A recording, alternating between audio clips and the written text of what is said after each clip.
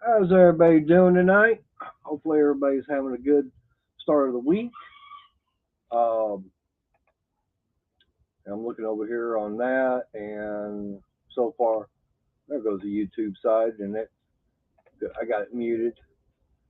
What's going on, Cajun? No, I didn't see the link. I got something different going on. Supposed to be having a special guest on tonight, so I'm just waiting on them to show up. I've already sent them the link because we're going to be talking about something totally different. Hey, cool gamer. Appreciate you being here. But yeah, I'm just waiting on that particular person to show up. Shut up, Ed. But and now there he's in the basement. I'm gonna bring him up. This someone's never been in panel or in chat. How you doing, Frank? Good, sir. How are you this evening? I'm doing pretty good. I'm glad you can make it. Well, I'm glad I could too. I've been wanting to for a while, but just never could hook up. Nice Right. meeting you. Nice meeting you finally. Been seeing a lot of your videos and everything. And let me explain to my audience who you are. Good. Um, I've been seeing a lot of his videos on YouTube, and he's actually big into the Coleman line as far as lanterns and stoves. He actually started a museum uh, many years ago, and he has I don't know if he still has a huge collection. I mean, I know one time I think he had what about 100 lanterns. Well, I had quite a few more than that. I started off with 1,500. Oh, okay. Started And with. and the I thing about whittled it. it is, go Go ahead. ahead. Well, I was going to say, and he got interested so much into it that he actually became a Coleman repair center. So if anybody had Coleman stoves or lanterns or anything like that, they could actually send it to him, and he would repair it for Hmm. them. And now the weird thing about it is, he wound up getting out of it, kind of retiring for a little bit, and he sold everything. And now this is the weird thing. Someone that he and I both know, named Shane, Blind Dog, was it, Metal. But anyways, Shane, I was watching his videos, and he actually referred me to another person about getting parts, in which I did order some parts, and I got sent one of their little patches, Right. and that was old Coleman parts. And now the ironic thing about it is stuff that Frank had bought. He actually went to like a True Value or some kind of a hardware store and bought the entire amount of Coleman parts that they had in the old back room. He wasn't selling all that stuff to old Coleman parts. So the weird thing about it is everything that I've gotten from old Coleman parts to fix the stuff that I've gotten actually came from Frank. In a roundabout way, yes, absolutely. A Right, lot of it did. Yeah, right. but I mean, I sold that business. I don't know what 13 years ago, 14 years ago now. So it's certainly the parts have changed over the years. Right. But And yeah, I had a lot of parts that went with that, and yeah, I cleared that shop out in Albuquerque. It was a lot of fun. oh, so you were not that far away from Texas at that time. No, no, actually, I let's see, that trip I had bought a truck. I lived in California. I flew to Indianapolis, and then I drove that little Ford pickup all the way back and loaded it up on the way, starting in Wichita. And by the time I got out of Albuquerque, it looked like Beverly Hillbillies. It was just shit was everywhere. And but So yeah, you had there's all Grandma kinds in of stuff. the back up on the Yeah. rocking chair. Oh yes, absolutely. It was pretty hideous.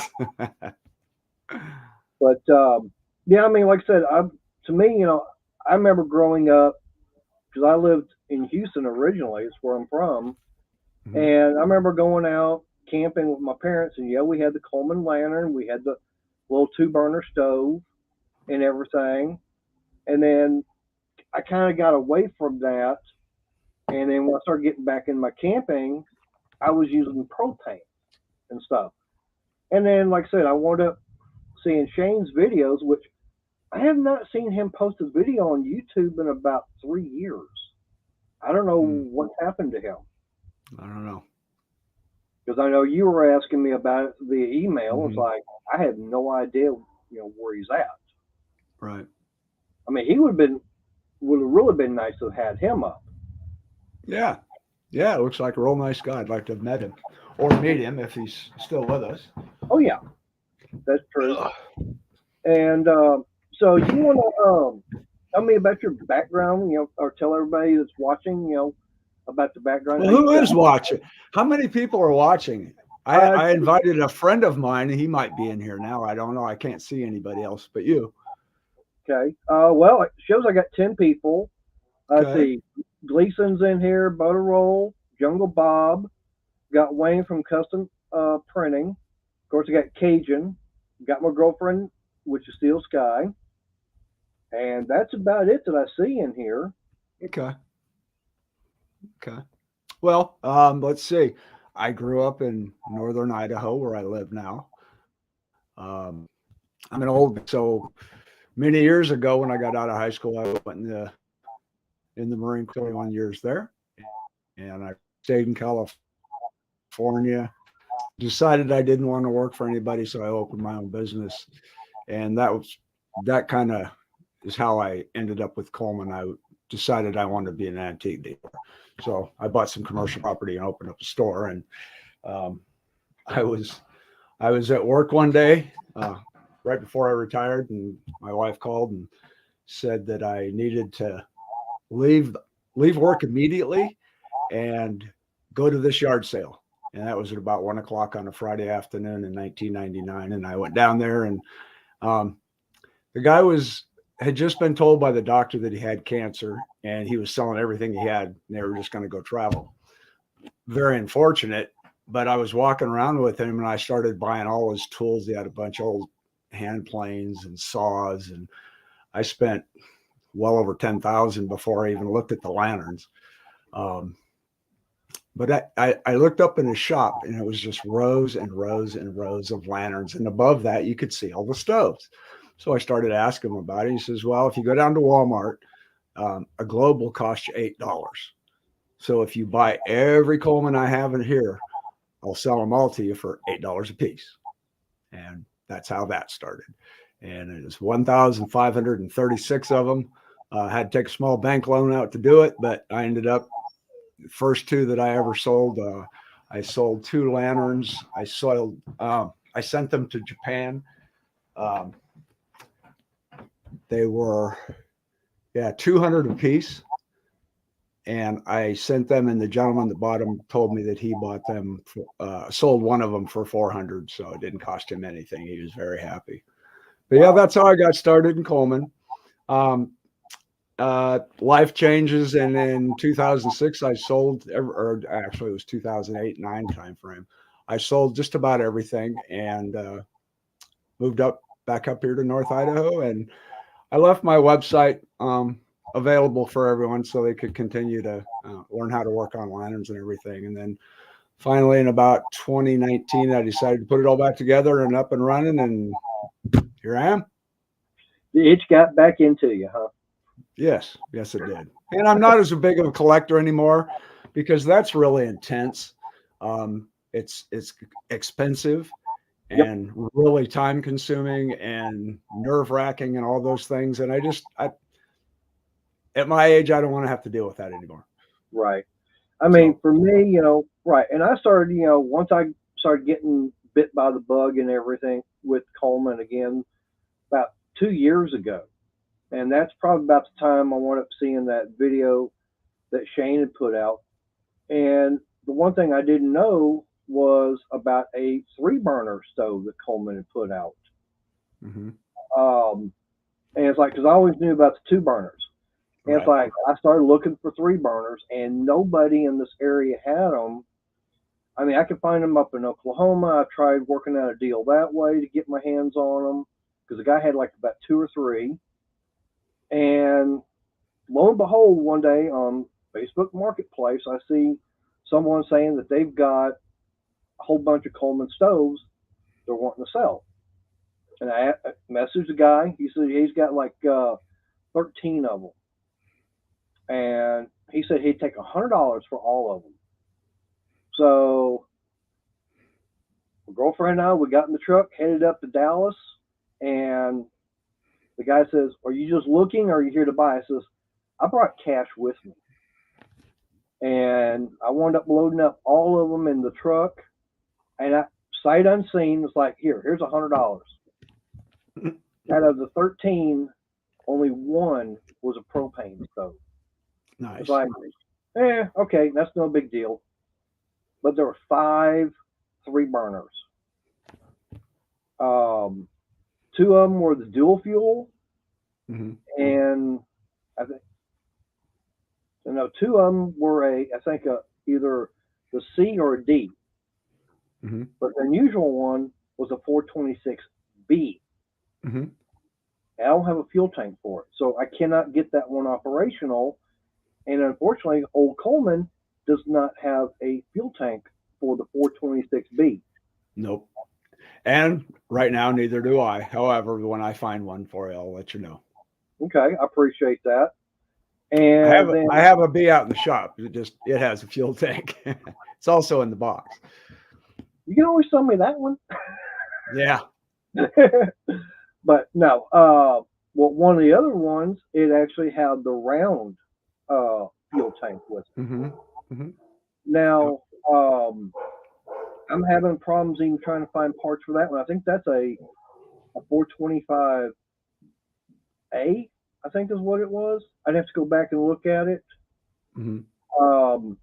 Because this was kind of, because on most of your tanks and everything, you're going at an angle for doing the pumping. Right. The round one, it's on the side. Right. Everything should be the same on that. It's going to have a check valve in there. The pump's going to be exactly the same.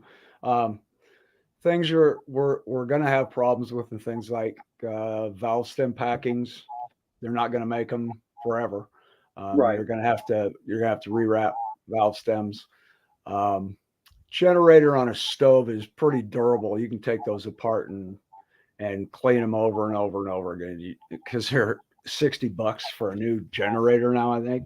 Just outrageous. Anyway, you can clean a stove generator. Right. Check valve, everything else you can clean. Oh yeah. So and there, check valves are out there. Mm-hmm. Now, one item that I did pick up a couple years ago, I picked up a mil spec, Mm-hmm. 252. Mm-hmm. It does not have a pump with it, and I can't find one from Old Coleman.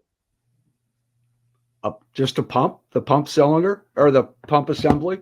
Yeah, because it's the one that actually screws on to the fount. Yeah, it's the same as a 220 or a 228B. Is it? Mm-hmm. But okay. I'll send you an email after this. I have one of those I can send you. Okay, that'll work. Because I think that's one of the few things that I was going to need to get that one operational. Mm-hmm. I have heard that they are kind of a bit on the finicky side as far as getting to operate. You can't start them up like a regular 220 or 228 or even a 200. Semi-true. If you read the manual on any lantern, it'll tell you to use between 25, 35 pumps, something like that. And if you read the manual on a mil spec, it'll tell you to stay around 20. That's not really that far, but you've heard, like what so many people have, that it's a low pressure lantern. Be careful. It's going to be dangerous on it. No, just start at about 20 pumps. In fact, on my website, I have the technical manual for it. You can download that and read the instructions on it. It is finicky and it's difficult to work with because you have to physically remove the generator to clean it. It doesn't have a tip cleaner. Right. That's what makes it hard. But once you get it running, I mean, they're they're built to run on Crisco oil, for crying out loud. I mean, Right. MoGas is what they had in the Marine Corps back in the day, and MoGas was, I mean, nasty when you get it overseas. You know, some country, you don't know what they actually have in their diesel or their gasoline. You'd pour it in Right. that lantern and it would burn it. And of course, now the mil spec, that was actually one that was designed actually for the military originally. When did they stop making the 252? Start or stop? Stop. I believe, let's see, they made the 252 is the first one, and they only made it for a year. The next one was the 252A, that has the tool cap on it, tool storage area in it. I think Coleman's last one was probably in the late 60s. Now, the mil-spec contract included about 7 companies, and Coleman was only one of them. There was AGM, there was State Machine Products. Anyway, there were 7 different companies, and these other companies were building parts. All the lanterns, the parts had to be interchangeable. So you could buy an SMP lantern from 1986, and theoretically everything will fit the Coleman from 1953 or 4 or something like that. Okay. So, but most of those are one of the other companies, and then the Colemans are a little bit more collectible. Because the one that I've got, it's got date stamp of 82 on it, but it has Coleman, I believe. It is a Coleman? I believe it's so. A Coleman, that's I say I've never seen one that light. If you have that, when you look, let me grab it real quick. Back. Okay. Oh. I'm trying to remember what the most recent Coleman mil-spec is, and maybe the 70s. I'm sure they made them in the 70s, but I can't recall ever seeing one from the 80s. Well, I mean, here's the fount itself. I mean, it doesn't say on the sticker. It does not say. No, it won't tell you on the sticker. It's going to tell you on the bottom. Okay. No, okay, you're right. It says SMP. Yep. State Machine Products. Yep. So 1982, U.S. Okay. Yeah. So it's not a Coleman, but. No, it is not. Okay. Because I mean, it looks like one. Yeah, because I mean, it's got right here like you were saying. Mm-hmm. Bam. That's the little spot, and I looked inside there, and unfortunately, nothing. But like I said, the pump itself. I mean, I've got the valve right here and everything, the stem, but there's no pump on it. Okay, I got a pump. Like, okay. Someone playing a bass. Do it now. Sounds like someone's playing a guitar in the background somewhere. Oh, no, I'm just trying to screw the cap back on. But I mean, I'd like to get this one operational. Sure, piece of cake. Now, did they all come with the what was it? The globe itself. I know mil-spec. Were they all separate, or did it have one solid? The early ones had solid globes. Then they went to those 4-piece inserts. Now, when I got this, I'm trying to remember if on this one, if it came with separate, or if it, I've slept a lot since then. But like I said, it's been about 2 years. I might even have to see about finding the globe and everything for it. But well, like the originally they did come out with a standard globe, and during the transition of them coming out with a quad globe, they were selling the kits, which included the 4 pieces of glass and the 4 holders that you installed into the frame. So you can still find those kits if they're not already installed on your frame. Do you know if they are? I'd have to go looking for the frame and everything.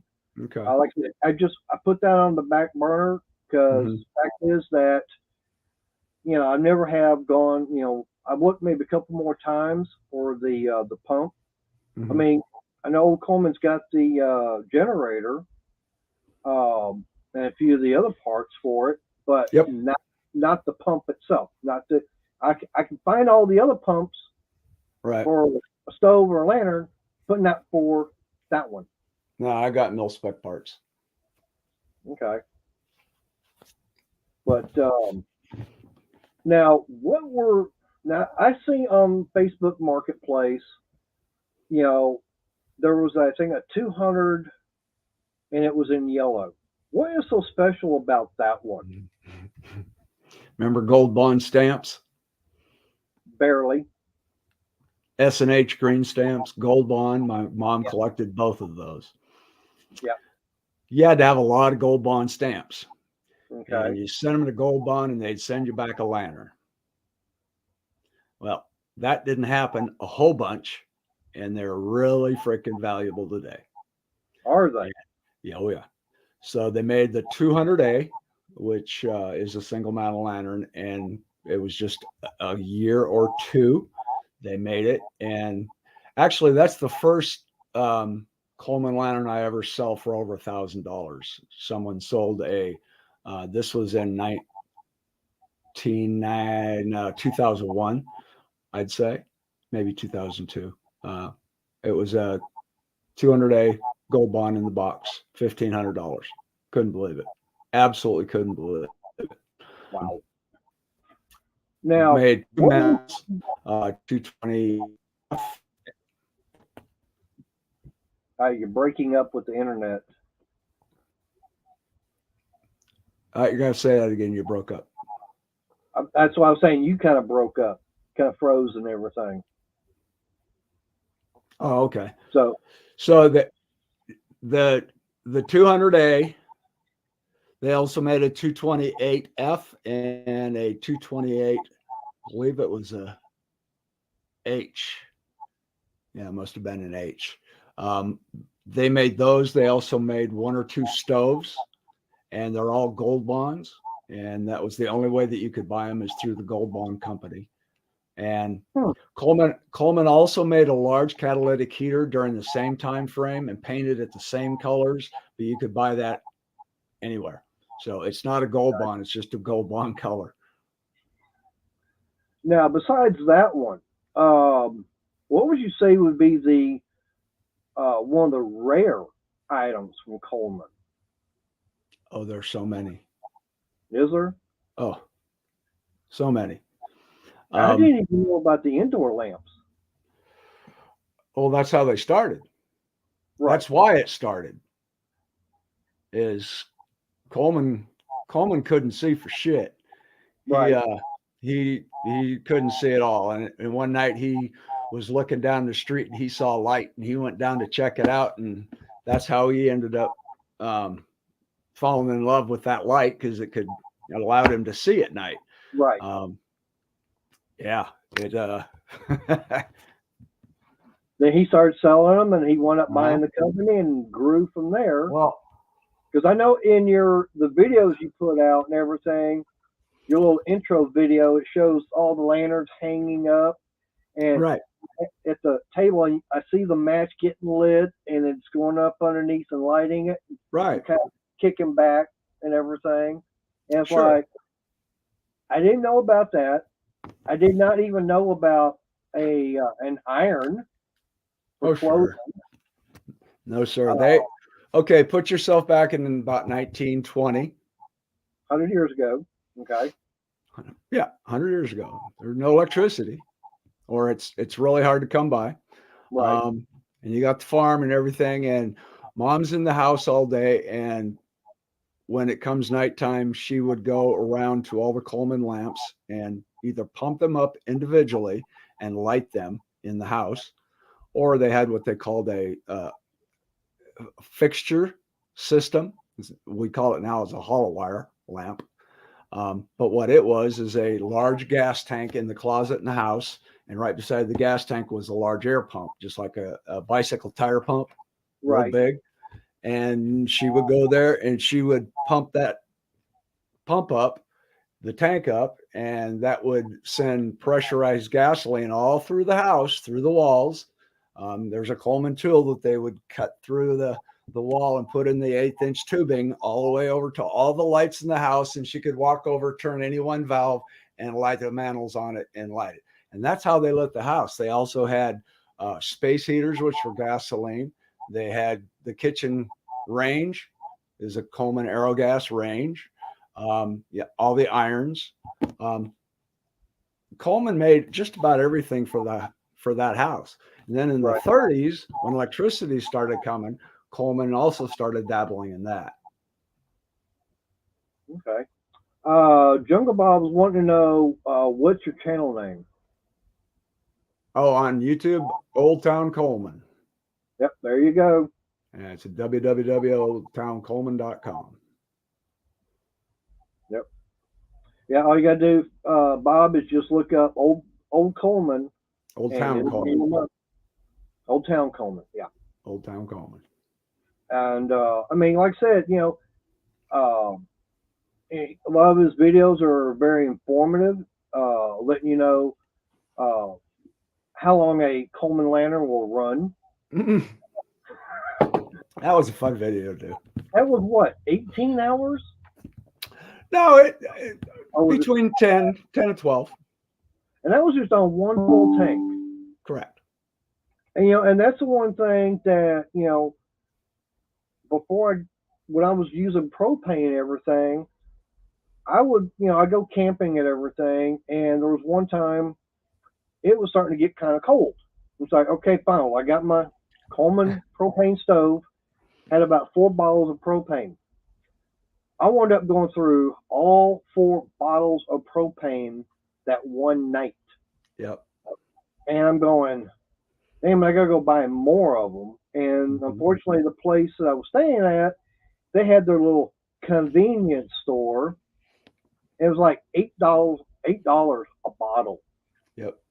I'm going, damn, I could go to Walmart if I had one around. I could go and get like 2 bottles for like $5. And it's like, I wish I had my Coleman stove, because I know that thing would run a lot longer. Yep. And then with Shane, I found out about the tent heater.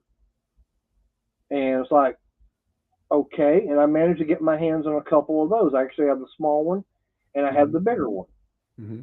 And it's like, okay, fine. So now I'm starting to get everything. I've got, I know, a 413, and I've got some 425s.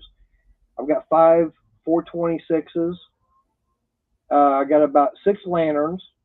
It's like, yeah, I'm kind of getting set for going camping now without having to worry about, lights or cooking. It's like, sure, that's all taken care of. Sure. I have my ice fishing setup includes 2 lanterns and 3 stoves. I got a 3-burner, a 2-burner, and a 1-burner. And that's all. Actually, and a heater. Well, I know that starting in the 80s, they came out with dual fuel. We could run them on Coleman or gasoline. You have to ask that, don't you? Well, I haven't asked the question yet, okay? My question is, how much would you screw up one of the older ones that were designed to run on white gas if you run it on gasoline?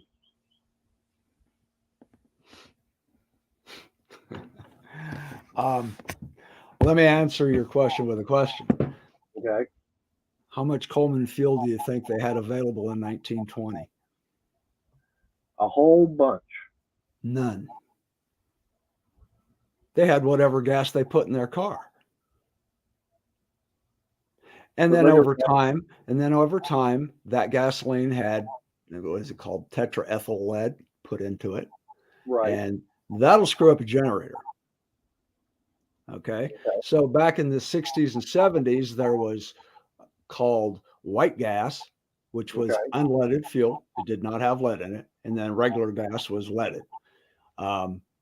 Nowadays, if you go down to the gas pump and you get a good quality, low octane fuel, it will burn in your stove or lantern absolutely fine. I've been doing it for 20 years, and I'm about to make a video on this. I've Thank you, Renegade. I go crazy. Thank you, Renegade. Yep. I go crazy sometimes reading the stuff that people will say on bulletin boards about gasoline will do this or gasoline will do that, and it's simply not true. So I'm making a video on this. But yes, you can run it in there. The only thing I would add to that is never put regular gasoline into a catalytic heater that has a wick in it, Right. because the additives will destroy the wick. Okay. And if you're using an extremely expensive generator, then you would want that to last as long as possible. Then I would only use camping fuel in it, either Crown or Coleman camping fuel, because Right. that doesn't have any of the automotive additives in there. But Right. a test that I did to see if a generator would last longer with it or with pump gas or Coleman fuel, I burned 2 lanterns identically, and they both lasted for 660 hours before the one with pump gas failed. So how long do you need a generator to last? Yes, you can run gasoline in it. Get a good low quality fuel. So basically, don't go and get like premium or mid grade. Just get Nope, regular. nope. Low octane. The lower octane, the better. If you live in a high elevation, if anybody here's from Denver, I believe they can get 85 octane, but the lowest I can get is 87. Yeah, that's what I use. Right. Now I know there's videos out there where people will take regular, unleaded, Mhm. and they will run it through a still and to get boil off all the crap off. Right. Now, is that actually better doing it like that or just running regular gasoline? 660 hours. Is it worth it? I don't think it is, but No, it's a lot of work. It's a lot of work. Or you can go down to Walmart and pay $12 and have it done for you. Yeah, I know that. And I'm a do-it-yourself kind of guy. I completely understand that, but Right. no, I don't think it's worth my time. Okay. I was kind of curious because, like for me, I can go over here to Walmart and I get gallon gas for, I think it's like $3 and something, compared to, the Coleman camp fuel is like $12, $13, but the Crown is a little bit less. It has gone up a little bit because I was able to get it for like 8 or 9. I think it's like 10 right now. And it's like, yeah, why? I mean, they're both the same thing. Why? Oh, it's just like a certain tractor. You're paying for that green paint when it comes to the Coleman name. Funny you should say that. I am paying for that John Deere paint. Yeah, exactly. And it's like, okay, and everything I've done, I've been using the Crown. As a matter of fact, I know I've got some back there still. Yep, absolutely. Let's see. I had so many different questions and everything for you. Okay. What would you say? Let's say, now here's something I've always seen on Marketplace. People say rare, antique, valuable on, say, a 220, say 220F, 228, and of course say a late 70s 2-burner stove, and they're wanting like $70, $80 for them. What's your thought on that? Because in fact, how many millions of them got made? Sometimes I just have to laugh. There's no rhyme or reason why people will ask so much, and of course they're never going to sell it for that. I think what happens is they get on eBay and they see that someone else is asking a lot of money for it, so that certainly theirs is worth that much too. Right. So. I mean, I know the last video I saw, you were getting in your vehicle to go buy a lantern, and I mean, it's like if you see see an ad like that, and with your experience, how would your approach be talking to the person, trying to tell them, yes, it was made in such a time, but how would you try to basically talk them down on the price to be where it's more reasonable in your mind compared to what they say, oh, I got to have, $200 for this. If they say I have to have $200 for this and it's not worth $200, I'm just going to tell them good luck with it. Right. I no skin off my butt not having the dumb thing. Right. I mean, I've had instances where I would bicker with people, and I do that, and that's okay. But usually, what you're talking about are people are so outrageously off base that it's not worth my time to even look at it. Right. I mean, there was a flea market I wound up going to, and this guy, he had three of them, had three different lanterns, and I'm looking at them, and none of them I could get to pump up, which I'm going, okay, the pump, the leather and everything is probably dried out. If it's not, hopefully it's not dry rotted and cracked and everything, I might be able to bring it back. I couldn't turn the main valve. And I think one of them, I couldn't even turn the generator to get it to move. I'm looking at all three of them, and after what I'd heard, as far as what Shane had been talking about, I looked at the guy, told him, I was explaining everything was flat out wrong with them. And I said, I've got a price in my head and everything, because I already have a feeling as far as what all it's going to take to get these operational again. And I said, I'd hate to tell you and embarrass you. He goes, well, tell me. I said, I'd give you $20 for all three of them. He goes, sold. So I'm going, I think I spent maybe $60 from getting stuff from Old Coleman to get all three of them operational. Have you priced a new one? Last time I looked at a new lantern, I think they're about $140. Starting at, that was when they sold the 288. I'm not sure if they do that anymore. That was their bottom of the barrel lantern, and yeah, it went for about $140. North Stars were almost 200, I believe. Yeah. Wow. So and stoves are even worse. So okay, so after the say 220 or 228, what were the different models after that then?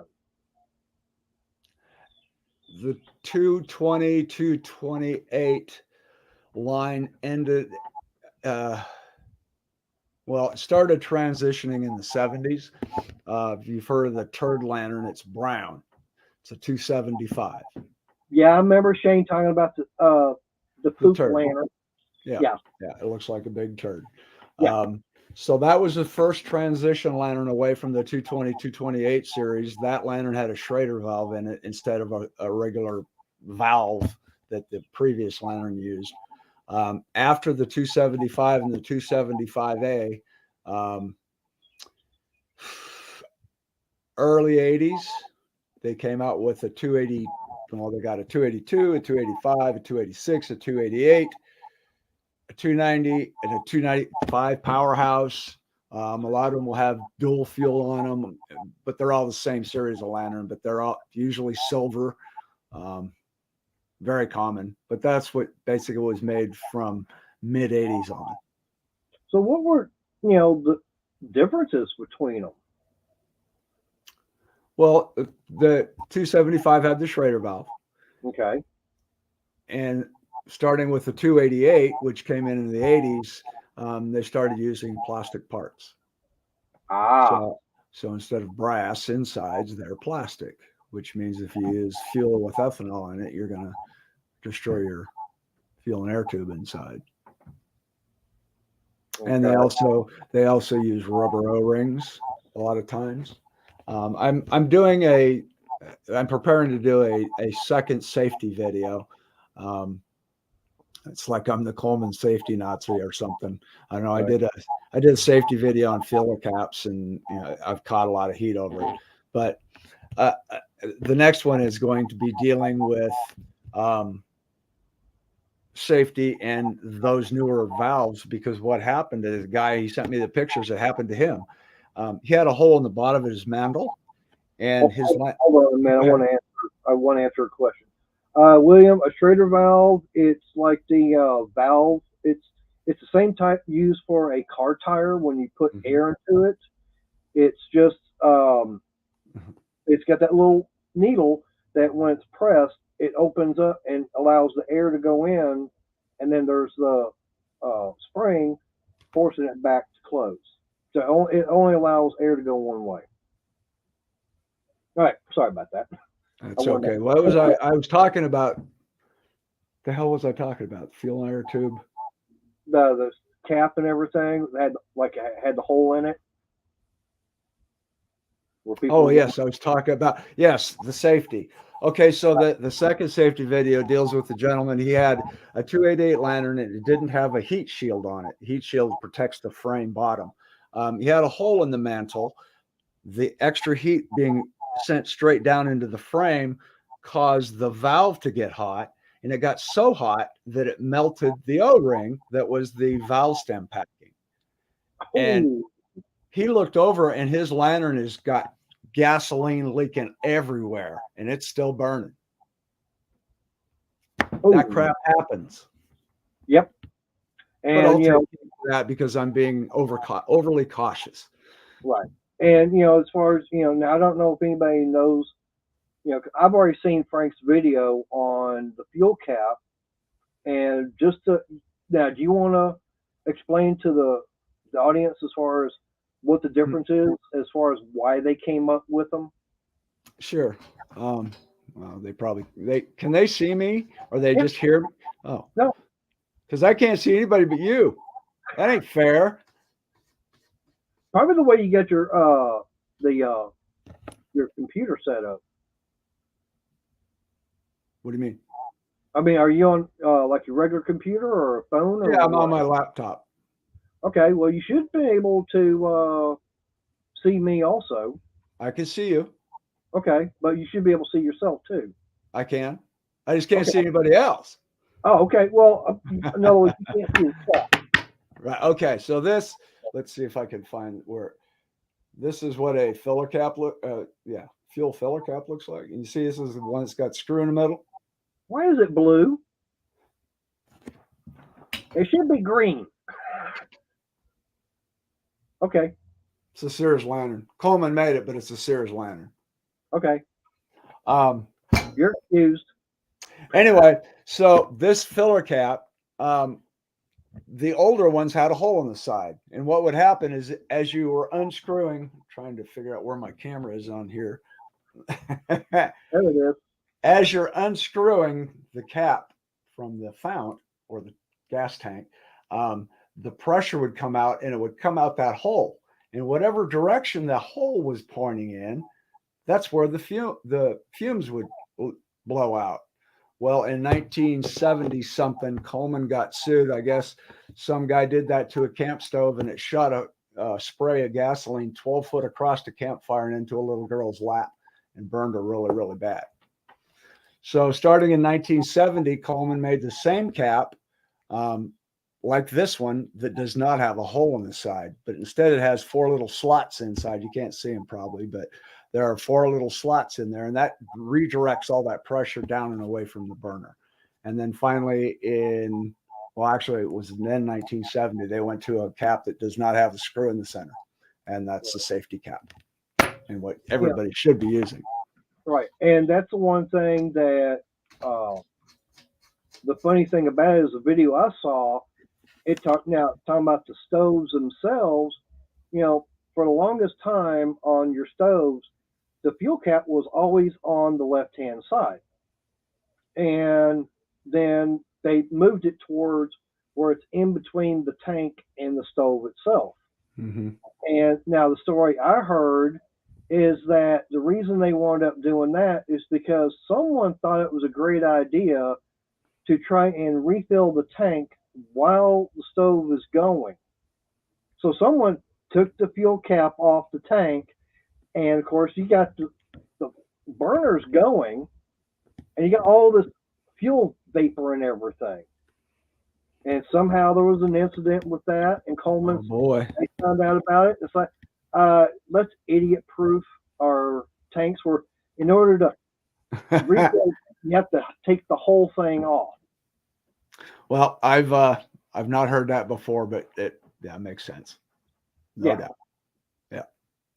and it's like, yeah, that makes perfect sense because I can see someone not having common sense and doing that. Right. Oh, absolutely. You just, I these people will say, well, that cap's not dangerous because that won't happen to me. I'm not an idiot. Well, okay, but first of all, you take it out to a campsite and you turn your back, and that 4-year-old walks up and wants to check out that lantern or stove that's burning. She might or he might do it, or you can't possibly be there the entire time. Right, Someone's going to walk up and start messing with it, and they're not going to know, or you're going to sell it in 5 years and they're not going to know, and right, it's going to burn somebody. right, It's just stupid to do things like that. right. Now, the one thing, I know that, hey, Newfoundlander, um, that with the white gas lanterns and stoves, they're easy to, if there's a problem with them, it doesn't matter, how far back, even up on the new ones, parts are going to be available to get them repaired. Mm-hmm. Why don't they do something like that with the propane ones? Because those are something's wrong, toss it away. Yep. Pluck and chuck. So what? Coleman doesn't see a necessity to have repair parts for those. Mm-mm. No, you're losing all the repair parts for these lanterns too. If you watch old Coleman parts, you'll see that as time goes on, more and more of his parts will become reproductions. Right. And I mean, in 25 years, it's going to be a lot of reproduction parts and the ability to rebuild the originals. Yeah, a Now, 1920 lantern there is no reason that every bit of that lantern, with the possible exception of the packing, graphite packing around the valve stem right, and the gasket. And some of those had lead gaskets, so you just put a rubber one on it. But those are the only parts that you would have to replace. The right. rest of it you should be able to rebuild.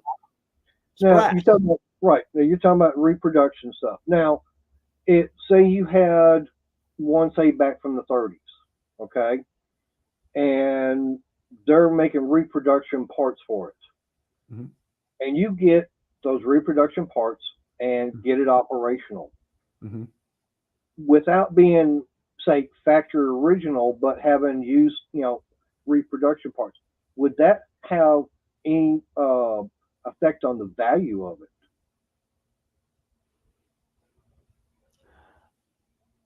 Kind of Being in out, reverse, that if it had the original generator that was still operating, it would be more valuable than if it had a reproduction generator on it. okay, However, I don't think a lot of people are going to get that nitpicky. They could, but uh, I mean, the big things you could see what is a reproduction. I have a lantern up there that I'm going to be selling here in a little bit. I just purchased a reproduction mica globe for it because okay, the globe obviously was lost years ago. But I want when I go to, so I bought a reproduction, and that's understood. right. 86%. Yeah, you came back. Okay, Yeah, are you there? but yeah, I'm here. I don't know. It's something dealing with your internet. You're getting froze up at times. Uh-oh. Yeah. Well, uh-oh. Got the circle of death going on for Frank. Something's going on with his internet right now. I don't know what's going on. Hopefully he comes back. But yeah, guys, this is the special guest I've been talking about. He and I've been going back and forth. Actually, the night that I was sick and everything, he was actually supposed to be up and everything, but because of not feeling good, yeah. So we'll just give him, a few minutes to see, get him to come back and everything. Okay. But no, I'm like I said, I'm big into the Coleman stuff and everything as far as camping and stuff like that. I figure, why not get someone up on panel that knows about it? And it's like, and then I found out, like I said, started watching a couple of videos on YouTube, and matter of fact, one of the videos I did about 2.5 years ago, when I started the channel, that was me actually working on Coleman lantern over here.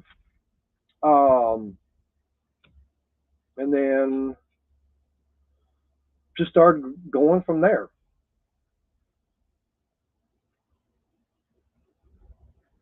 And then, like I said, I found out about the place oldcolemanparts.com. Yep, appreciate that, William. All right, he's back. Sorry, my internet went down. Yeah, I live in rural Idaho, so I gotta depend on the slow stuff. But so you don't unless someone is wanting to be nitpicky, you don't see the value going down. Yeah, not for anything that small. But certainly if something is completely original, the way it came out of the box, when you buy something that is in the box, right. that has value in itself. Yes. Right. Now, I did manage to get my hands on one. I can't remember. I think it was a 425, and I don't remember the model. I mean the lettering on it. But I opened it up, and inside everything was brand new. That thing had never been, no fuel had ever gone in the tank. The tank's never been taken out because it still had all the packaging and everything still in there. The only thing that was in there that did not come from the factory was the mud dauber nest. That was it. That was the only thing extra that was it. And that's one thing. And you'll always find that. Yeah. I mean, I've seen a video where one guy he was talking about problems that happen on the lanterns and stuff like that. And he goes, I haven't taken this apart, but I have my suspicion as far as what the problem is. He got everything down to, let me grab one here. I got a 228. Then unfortunately, I had operational. I went to go grab another one. This thing fell, and unfortunately, it broke the globe. And that was an original Sunshine globe that went with it. But he took it all down to just this right here, and he was going, yep, and there's what I'm thinking. It was a mud dauber nest and everything up inside here that wasn't allowing the air to come up. Yeah.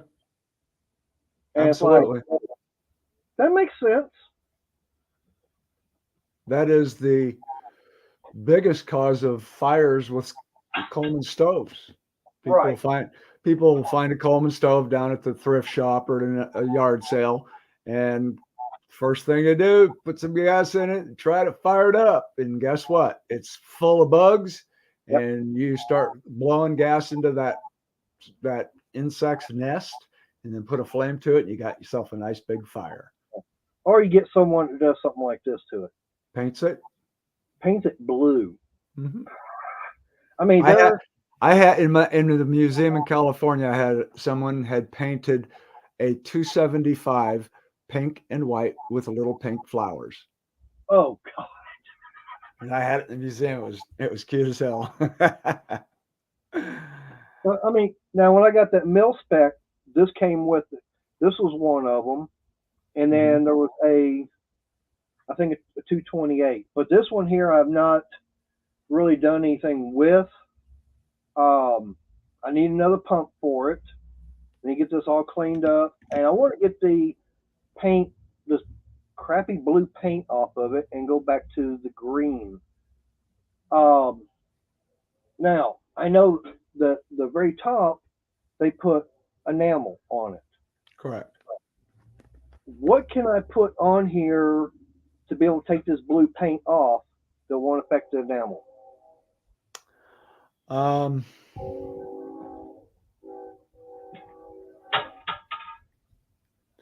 So I don't know. I've never tried that. I'll tell you this. I have a 200 days sitting out in the shop. It is my best friend's birthday lantern. I'm about ready to, he turns 62 in July, and I got to get it ready for him then. The lantern is in really good condition, except for someone stenciled their name across the back of it on the fount, on the paint. Oh. Well, I took a Q-tip and I shot it with carburetor cleaner and rubbed it, came right off. Really? Don't use brake cleaner. Right, because brake cleaner, yeah, that will. It'll strip the paint. But I used on that. So if you, now the only thing is it very well may remove the paint, but leave a dull finish on the enamel. Right. And there's nothing you can do about it. Now I do know I can go out and, as they say, get a rattle can of Coleman green paint to say repaint the font and everything. Yes. But I cannot. You I cannot cannot paint. do right the top. Like I said, that's enamel. Yes. And it's green on the top, but they do the white up underneath to reflect the light and everything. Sometimes. Now, the one I wouldn't mind finding is a Christmas lantern. Mm-hmm. I would love to be able to find one of those, the Christmas model ones. Right. How many years did they do that? I mean, was that something like a one or two years? Yeah, about, I guess, 18 months. It was the 200 and a 200A. It had a green fountain, a red ventilator. Right. I remember seeing those. It's like, man, that would be something. Mm-hmm. And then there's, I can't remember the channel, but he's up in Canada. And he talks about the Coleman stoves and everything. What really, in order to get them in Canada, why did they make them a little bit different? Was it regulations for that? Or? I think so. For instance, the filler cap issue. Okay. When I was doing the video, after I did the video, I was redoing my website, and a gentleman from Canada contacted me, and the Playman cap, which is the one without the holes and had the 4 slots inside, right. That was introduced in Canada a number of years before it was introduced in the United States. Oh, really? Probably regulatory. Okay. Or perhaps patent. I have no idea why, but yeah, because he was saying that they were different in Canada compared to here. And as a matter of fact, the ones that we have here, they can't get up there. Mm-hmm. That's correct. So I just didn't know if that was, because they do have a plant up in Canada making them. Do they still make them up there? I don't believe so. Okay, so Wichita is the only plant now that's still making the Coleman camp stuff? They were making it when I visited there in 2001. I don't know if they still do. Okay.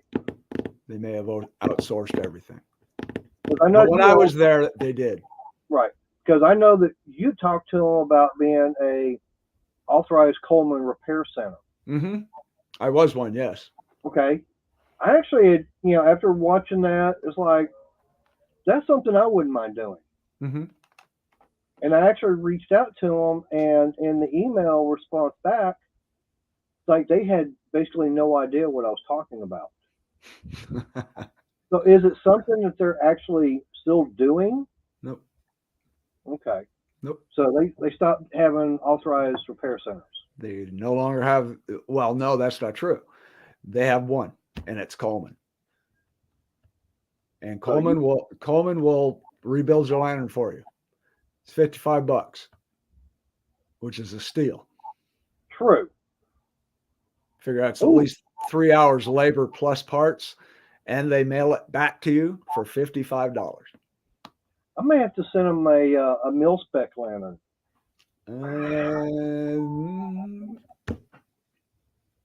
If Hey, I was sitting on a bench, I'd fix it and send it back to you.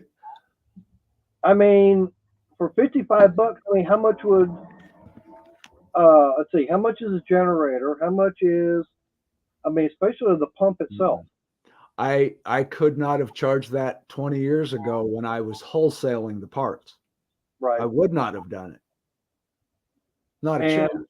right, but that's what I'm saying. It's like that might be the cheaper way for me to get that mil spec fixed. Now, would they do it even though it's a SMP? They probably wouldn't because it's an SMP. So being an SMP, Yeah, you need something to do. You need something to do anyway. I'm Sure. about ready to. I'm waiting for the temperature in the shop to stay above 50 so my wife can go out there and run the camera for me. But I'm about to do a 2 and 3 burner stove rebuild and a mil spec rebuild video set for you. So Well, it will be coming. But no, keep your SMP. You'll like it. okay, I'll be watching for those videos to come out. And Got to warm up first. yeah, I'm out here in the garage in my t-shirt.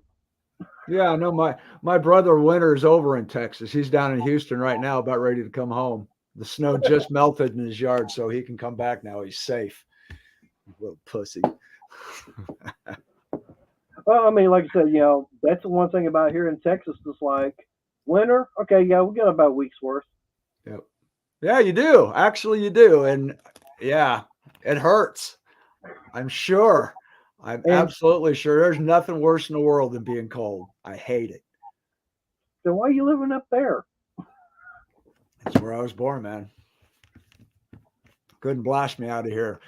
Besides, I've invested a lot of money in clothes.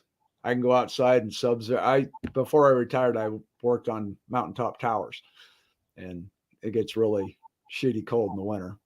Right. Yeah, well protected with the clothing, but walking around the house and it starts getting cold in the wintertime, it's just a pain in the ass. But yeah, it's just the way. I mean, like for us and everything. I mean, when we get snow and stuff like that, I think the longest I've seen it is probably about maybe a week and a half. Mm-hmm.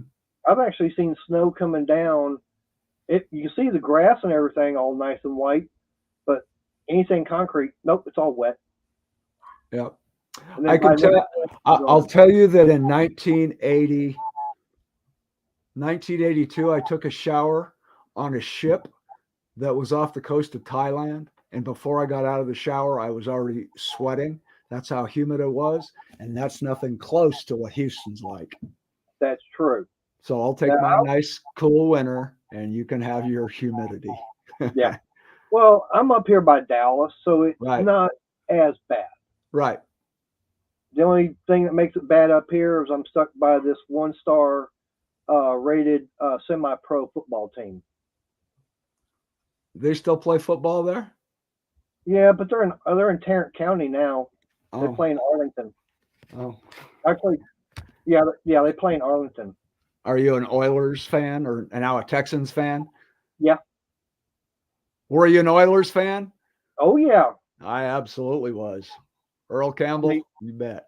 Oh, and now the nice thing about it is, back in high school, I found out that the principal and Bum Phillips went to college together. Oh, cool. And I'd actually talked to the principal and everything. And then one day, back in high school, I had to go to the orthodontist, and I came back. Of course, I had to go to the office, get my excuse and everything. Mm-hmm. Went to class, handed the note and everything. Within 5 minutes, a teacher's aide comes in and talks to the teacher.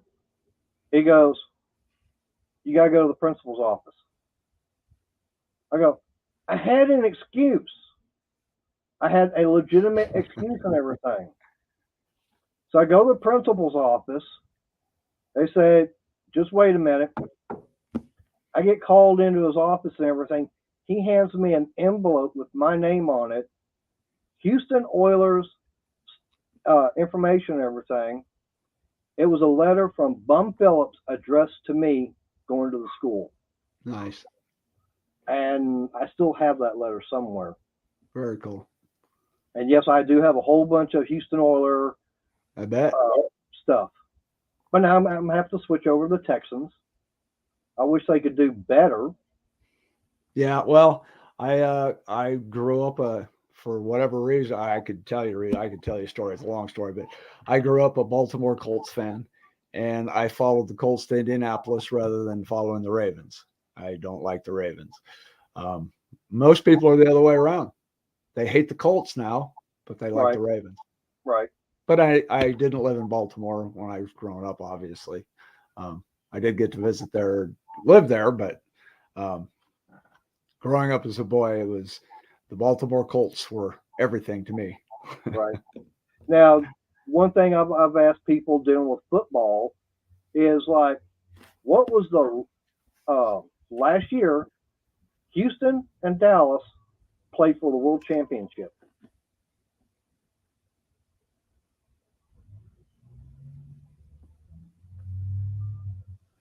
'61. 62. 2? I was close.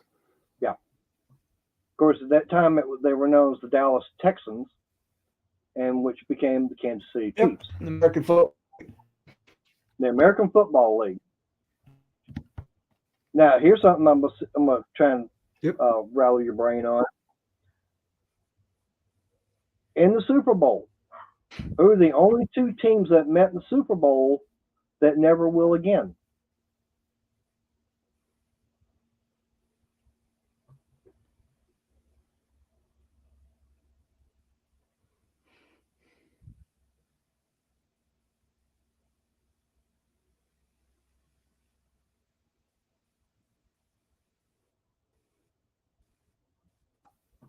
I would figure this out. It would take me a long time to whittle it down, but that's kind of a trick question. I mean, look at Washington. No one's ever going to play the Redskins again.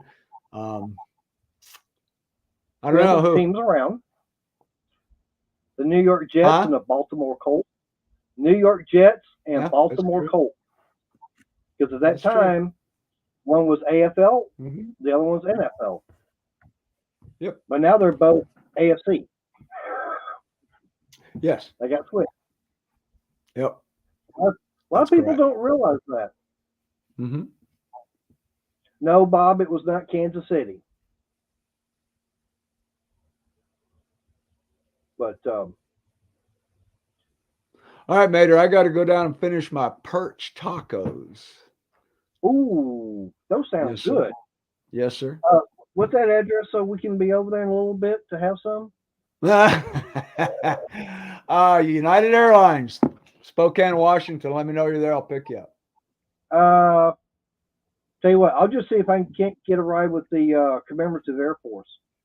Actually, we're having a Coleman get-together in Lewiston on May 6th. Come on up.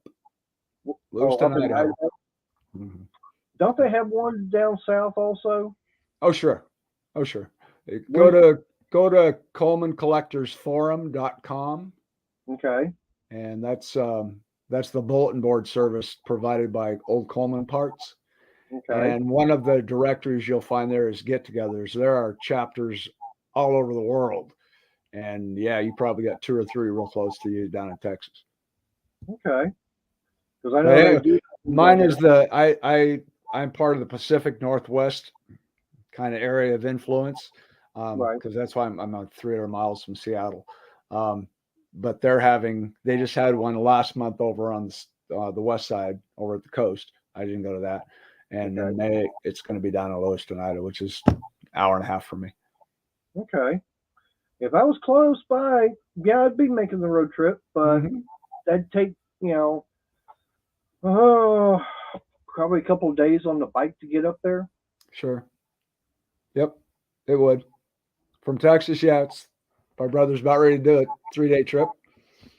Comfortable 3-day trip. Yeah. Okay. Yep.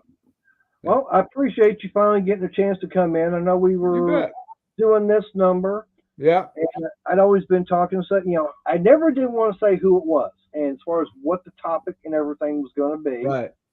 I was telling everybody this person's never been in chat, never been up on panel Mm-hmm. and everything. And it's like I can't had everybody going, "Who is it? Who is it? Who is it?" I said, I ain't telling. I want it to be a total surprise. Well, we made it. We made Yep. it. And who Cool. was it you were looking for to come up and chat? Brother of mine from he lives he used to live in Tennessee. He now lives, I believe, in Alabama, and his name is Rob.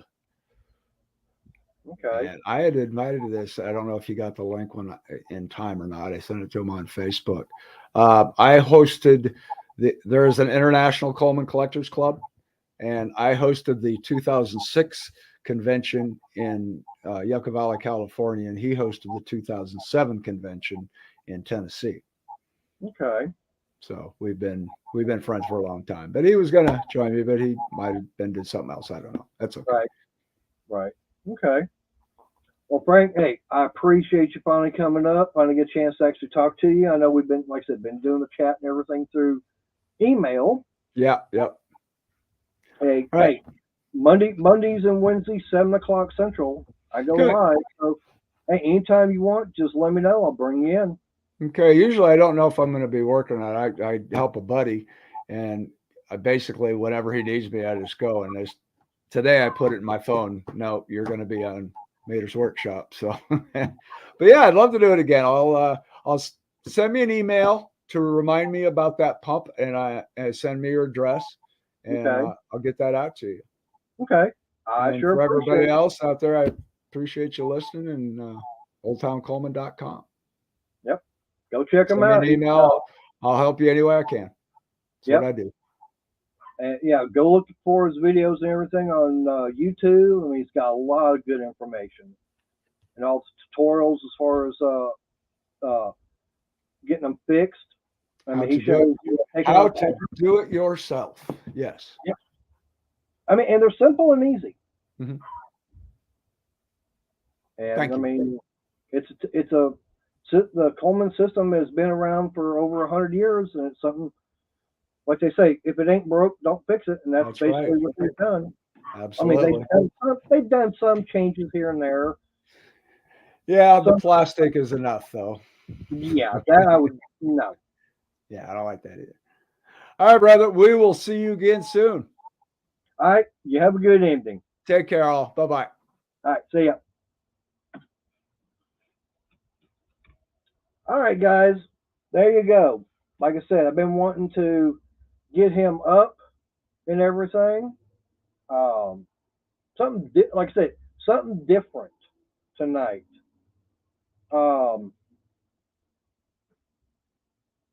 Yeah. What do you want the link for? It's Old Town Coleman. I believe is the link, and it's the. Let me go over here and do a search.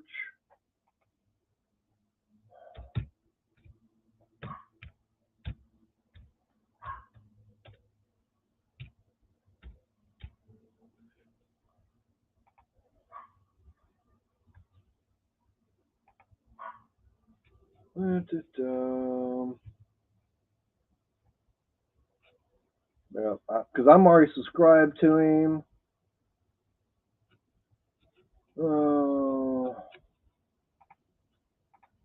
See if I can find yes, Old Town Coleman. Yeah, that's basically all you got. Yeah. Thank you, Renegade.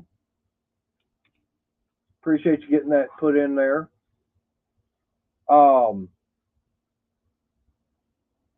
Thank you, Wayne. Appreciate that. But yeah,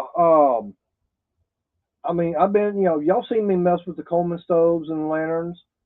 I know it's been a while. I do kind of jump around, but it depends upon what's going on.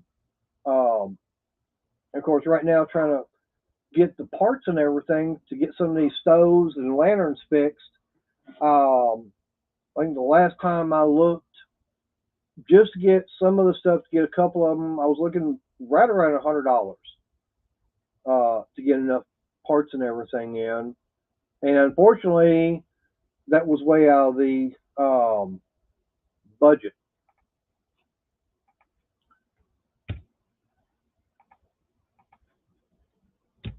And fortunately, like I said, it just, when don't have the extra money, it's kind of hard to be able to buy stuff. Right? So, hey, Breezy, how you doing? But, okay, now I sent the link out to Cajun if he still wants to be hanging around and come on up. And, of course, if Crystal wants to pop in now.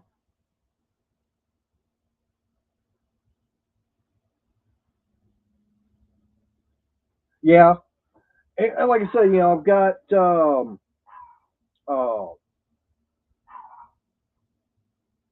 there she is. It's just the fact that I had that opportunity to get that stuff made and take it to sale, but unfortunately, Saturday morning my insides were going and I didn't get a chance to go. Hey, Breezy. I'm not looking my best, so I'm not bringing my bringing it up. Okay. That's fine. I'm making progress, so I'm 2.5 colors and I'm done. Okay, that'll work.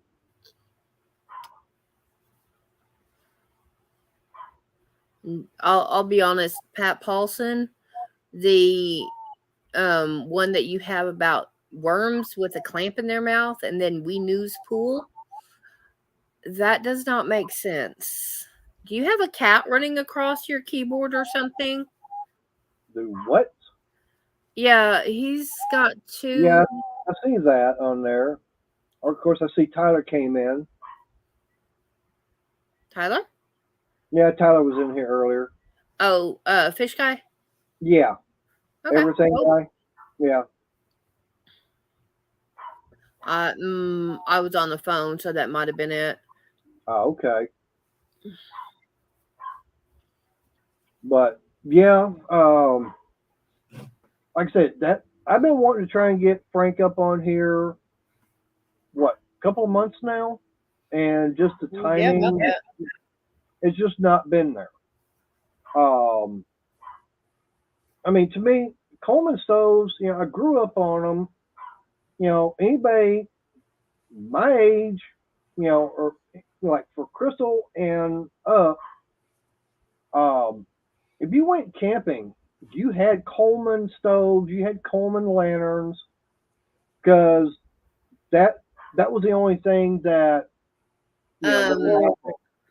Pat, you did have a Blue Wrench, but there was a lot of things going on, and he took a lot of Blue Wrenches away.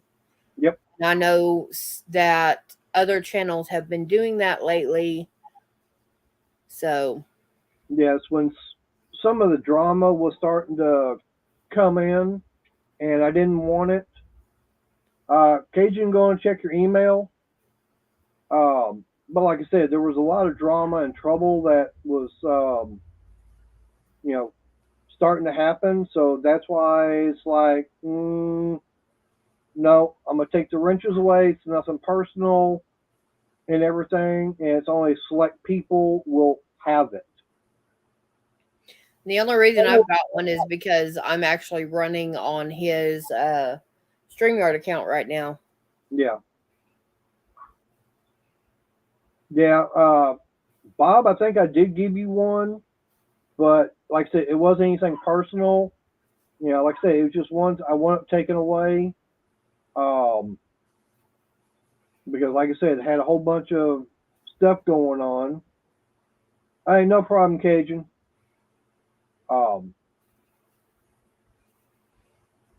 But yeah, like I said, as far as with the Coleman stuff, like I said, I've done a video, multiple videos on Coleman, lanterns and everything, as far as getting them repaired and how easy. But what I found out, what was really interesting and kind of funny, is, like I said, there was a guy named Shane and everything, and he started posting probably 4 or 5 years ago and talking about Coleman stoves and lanterns and everything. Talk about how he can go and get them for, Oh, thanks, Bob. Yeah. Yeah, thank you, Bob. Appreciate that, Rail. But the fact is, the lanterns, $8, $10 is what you should really be paying for them at a yard sale or something like that, because even Frank agreed. Yeah, they made, I think they made over 7 million of them. Yeah. Yeah, I something like that. I was on the phone with that when that happened. Right. But I mean, the simple fact is, kind of like what Frank was saying, that as far as like the gold, the yellow 200As, those are about the only ones that are going to be worth a lot of money, because they didn't make that many of them. And I can understand that. It's like, I'm going, why are they so expensive? Okay, that explains why. Short run, more money. Right. So very limited run. So I mean, if they only did like 200 of them, that would explain it when they're making, 600,000-700,000 of a particular, model in 1 year. I mean, they got multiple models that they're making year round. I mean, there's the 220s, 228s as far as lanterns, and you got 413. You're gonna have 413, 425, 426. Hey, Sandy. Nice to hear from you again. Right, and then of course you're gonna be having. And I'm echoing. I'll be right back. Right, but then you're gonna have the little individual camp stoves. I mean, they had a little single burner and everything. So it's stuff like that that they're making all the time. And like he was saying, people, put $70-$80 on something like that. Say, oh, it's from 1982. It's an antique. No, it's not. And that's one thing I tell people. It's like, no, it's not an antique and everything.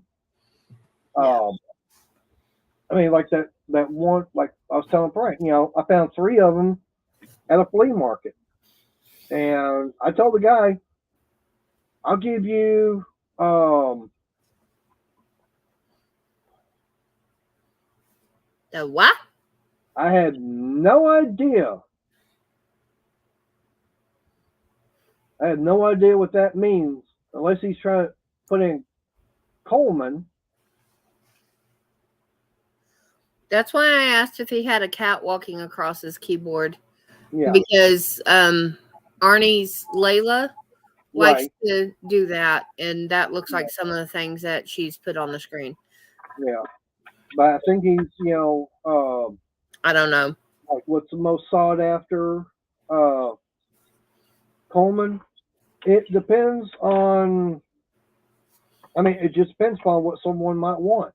I mean, there are people out there that have a big collection, and they may have a certain model that they don't have, or they're trying to collect every single model from every single year. And that's the one thing about with the stoves. Let me grab this mil-spec one. And I didn't realize it was SMP. Now, I don't know if it's going to show up. It's probably not. But on here, it's stamped US on here. That says SMP, and then it has 1982 on it. Okay? So if I let me grab this 220J. I mean, this is a 220J. I mean, easy way to tell it, because it says right on here, 220J. Unfortunately, the bottom, this font is really, really rusty. I mean, that thing is really bad. So if I was to go clean it up, I'm probably, looks like an 8 on here. Looks like it might be saying 88. So yeah, that's 1 year. Now this is a 228.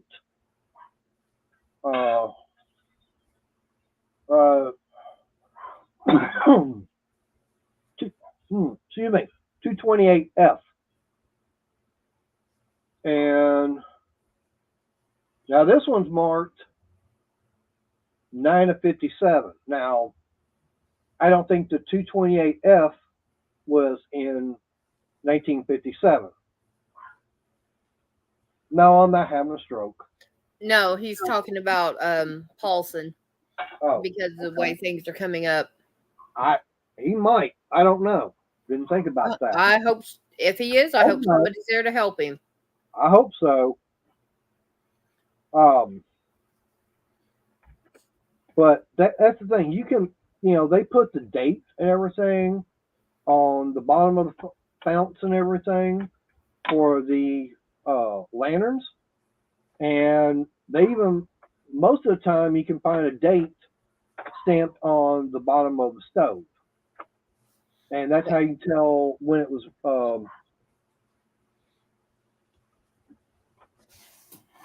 Okay, hopefully you're not having any problems. We just want to make sure you're okay because the way what you typing and everything is. Okay, that's not making sense, Pat. Yeah, that's why we're worrying, because it says the cane, to me it says true cane worm like mine and EPA. That does not, to me, that doesn't make sense. But okay. But yeah, I mean, that's the thing about with, the Coleman stuff, that's how you can get a date. I mean, and you can go online and you can find out when the certain models and everything were made.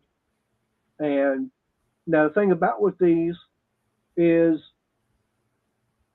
you can have, you can actually go, like if I wanted to, I could take this 228, and if I had, say, or take this 220, say the font's bad on it, okay, say it's rusted through, but I had a 228 that the top was all smashed in on, and there was a whole bunch of everything else that was wrong with it, but the fount was good. I could put that same fount on the 220. The parts all interchange between them, and that's the same way with the stoves, because the stoves have got on the fuel tank, they've got a date stamp on them, and the stove housing itself has got a date stamp. Well, you can say you've got one that is the same thing. The tank has gone bad, say it's leaking, you can't get fixed. You can take one off of one that was either older or newer, put it on there, and it works. So you can mix match different years. Yeah, like when you lit that Coleman stove in the back and it had a 4-foot flame. It was only 2.5 foot. Still enough for me to wonder if it was going to get the ceiling. And that wasn't a lantern, that was a stove. Yeah, I know, the stove. Yeah, right. But yeah, I mean, that one there, I haven't brought it back out to try and figure out. That was something I was going to ask Frank tonight, but didn't get a chance to. Yeah, he's it's like 6:30 his time now, I think. Yeah, something like that, because he's like 2 hours behind. Yeah. One of the problems I was having was it was leaking out around the fuel valve. It wasn't leaking out where the end of the generator. It was actually coming out right on the tank. And it's like, why is it wanting to do that? And I actually had emailed him. He told me what the problem was and what it takes to fix it. I said, okay. So I took it apart. Look, he said, if you see that, there's the problem. It's like, Oh, okay. And all it is on the valve itself, where it seats up inside up inside there, that brass will get an area where it's too cramped or whatever, and you'll see a little ring. Just go along with some very fine sandpaper to smooth it all out, and it will seal back up. I did that. It did. I'm gonna hold my shawl up so Sandy can see it. Would you do me a favor and pull my camera up, or can you do that? Yeah. Okay. Whenever you're ready. No, I can't. I can't do your camera. I don't think. Hang on. There it goes. Well, because that light behind me. Yeah. Sandy, I'm making another one in your colors. Okay. Yeah, because that light is directly behind that basket, I really don't want to have it. Oh yeah. But yeah, that's the thing about with the lanterns and stoves. I mean, the one-way check valve, they're all the same. There's not much difference. You know, parts interchange like you would not believe. Yeah. But like I said, that's the thing about with going to collect them is that you may, one particular person, they may want to have a 220 from every single year it was made. They may want, or they may want a 228, or they may want both, or they may want, like I said, they may want everything. Oh, nice, Randy. Yeah, nice. Don't hit your head on it. Those hurt. Yeah. And well, just be careful when you're getting close to it and getting a haircut. No, I actually have hit my head on those. Yeah. They hurt. And, yeah, especially if you got hit in the head by the one that was in the kitchen. No, that was Kurt. That was my kid. Yeah. Now those blades would have hurt because those things were metal. Those weren't the like plywood. Yes, William, he's gone. Yeah. He had it's time for him to go get some fish tacos. He had some perch tacos ready. And I appreciate him coming up and everything. But yeah, I mean, like I said, that's something about with with finding out about him, and like I said, it's kind of weird the fact that the circle and everything. I started off here watching a video, and then come over here to get my parts, and then come to find out these parts I've gotten actually came from Frank. So he's actually been helping me more than he knew to get the stuff operational again. In kind of a roundabout way. But yeah, I mean, I have seen prices as far as parts and everything, and some of them are not cheap. Yeah, I mean, let's see if I can bring it up.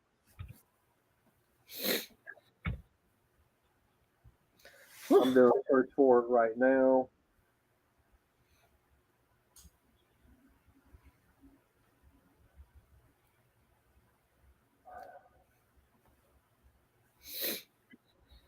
It's like right now, if I want to get a new burner assembly, they got one for the 227, 327, 427, like $12.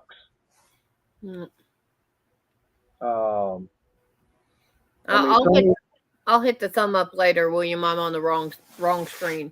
Right. Now, like if I need a valve for this mil spec, I can get a brand new one, $58. Mm. Yeah. a used burner frame for the 228. For the D, E, and F, those are $20. I mean, he's got parts on here. I mean, you just go in and look, and it'll say select your model, and just scroll through it, and let's see, lanterns. So, Hey, Scott. hey, Shade Tree, how's it going? So say I want to, find something for this mil spec. I mean, most of the stuff that's on here will interchange with everything else. I need you to take over. I'll be right back. I gotta Darn. be like Cajun, lean off the dock. Okay, just do not come and get more coffee.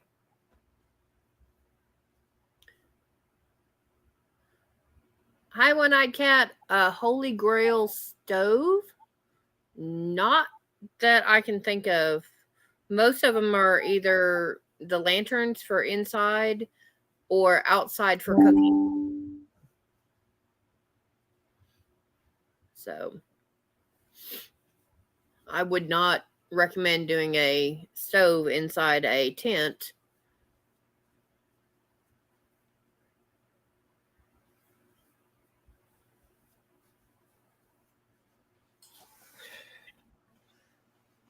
Yeah, some days, Chef. Right now, I need a vacation. All right, sorry about that. It was like all of a sudden, it's like, okay, I gotta go. James Condon? Hey, One-Eyed.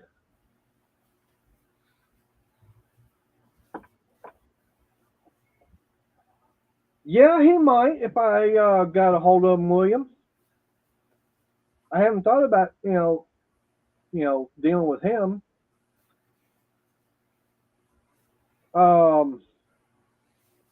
Yeah, he's one of the guys that I've been watching videos on where he repairs generators and all kinds of small engines.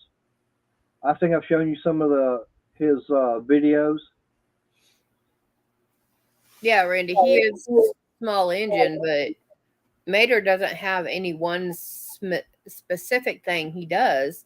So learning about how to repair generators is a good thing. Yep. I mean, I've got one that I need to get back on. It's just a carburetor was messed up on it. I haven't got back on it because I haven't had any need to use it. It's a little things like 1800 watt. And it's the one I got from Tractor Supply.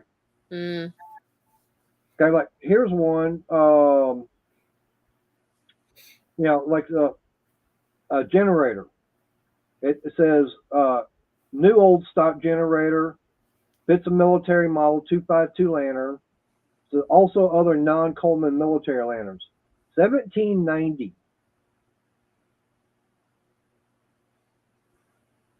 Okay, Coleman bunk heaters.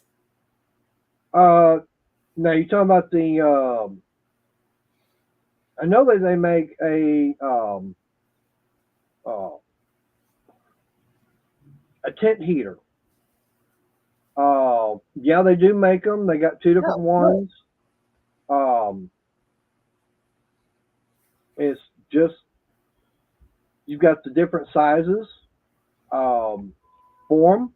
You got the small and large, and I actually have both. I've actually got one of each.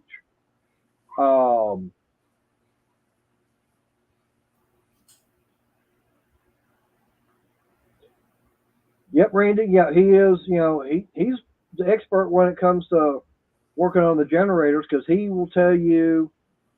He shows you step by step on how to determine what is wrong with one of the generators. If it's of course, in the engine itself, or if it's in the generator part itself, and whether or not it's even worth it.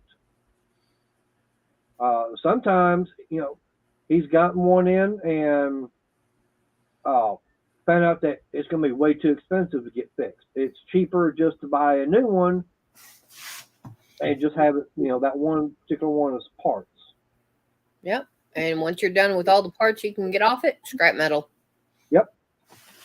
Carol had one also like that. There was something inside on the, it was a Honda. He was talking about how Honda generators are junk. And he found out what the problem was because he went on to Honda's, or he actually had the book from Honda. And, he went through the step by step as far as that particular model and said, do this and all this other to check. Okay. With a chainsaw, leaf blower, if it's two-stroke, they're all about the same thing. Most of the time, it's going to be in the carburetor. And now, I would say go watch videos by Terrell, because he shows you how to, figure out what carburetor and everything, to look at it and get the numbers and everything. They'll tell you exactly which carburetor it is, as far as manufacturing everything, and where to go get the parts.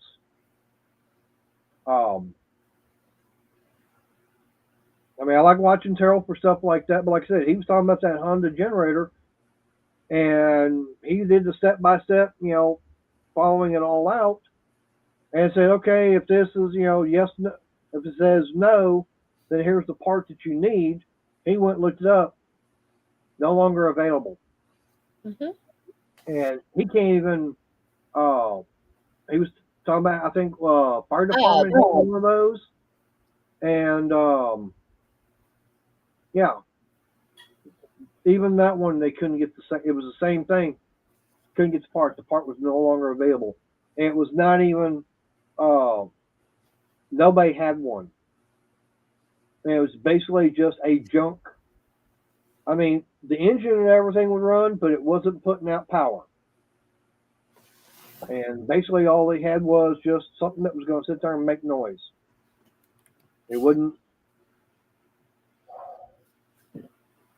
Well, putting the hole, the sum of for the carburetor, that's the choke and everything.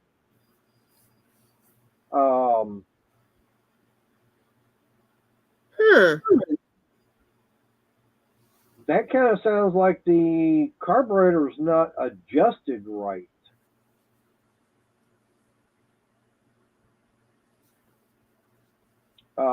That could be the fact that the choke itself is not. It could have the choke not adjusted,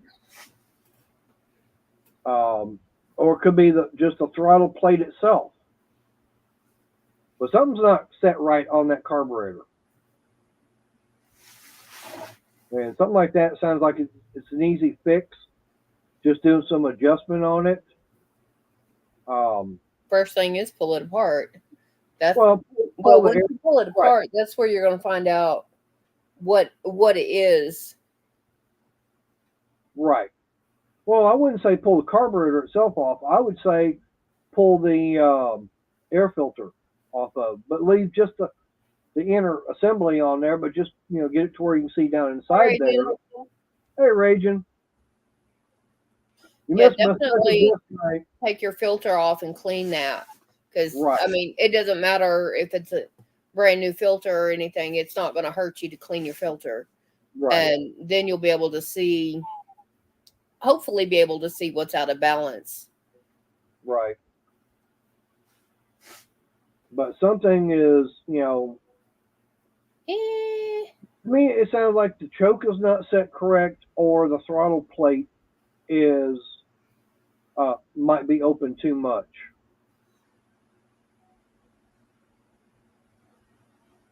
Okay. That'd be the only thing I could think of, William, is, like I said, the choke is not set correct, and same way for the throttle.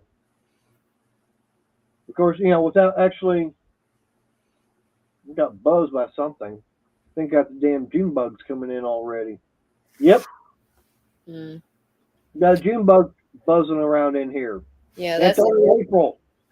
The one thing is, without seeing it, it's hard to tell exactly what's wrong with it. No matter how good you are or how bad you are, seeing that's the case. The seeing is believing. Right. Because I know I've gotten in there helping Dad with mowers, and I've told him, no, it's this, and no, it's not. No, it's not. I literally tore down a motor beyond what I had to just to show him that this is what was wrong. And then he finally believed you, huh? Yeah, because when I got to that part, I threw it at his head. He caught it and he goes, "Well, here's your replacement." Hour later, had a 12-horse Briggs up and running. Yep. But like I said, that's the thing. I mean, there's a lot of videos of different people out there that talk about all the different, small engines, whether it's like for a riding mower, push mower, if it's 2-stroke, 4-stroke, it doesn't matter. I mean, Yeah. I actually do have a Cub Cadet 4-stroke weed eater. And yeah, but for me, that was almost 30 years ago doing that, because from 8 to 16 is when I was working on mowers with Dad. Right. So I forgot more than I should have. Right. I mean, like right now, I do have a. Ouch! What? $247 for Ouch. a set. That's yeah. Oof. And now you know why I won't buy Snap-on. Snappy snaps at my bottom because it hurt. He's snapping at my heels so bad. Renegade? What drive is that in? Is that no? Scott Shade Tree was looking for a couple of some specific sockets, right? And that's the set that they're from. Yeah, but I'm just trying to figure out: was that 8 to 19 millimeter for 247? Was that in 3/8 or half-inch drive? Mm-hmm.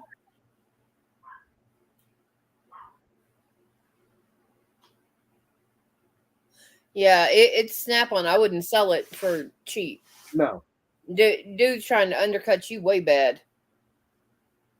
Because he said he had a buddy offering $50 for it, even though it's missing 2 sockets.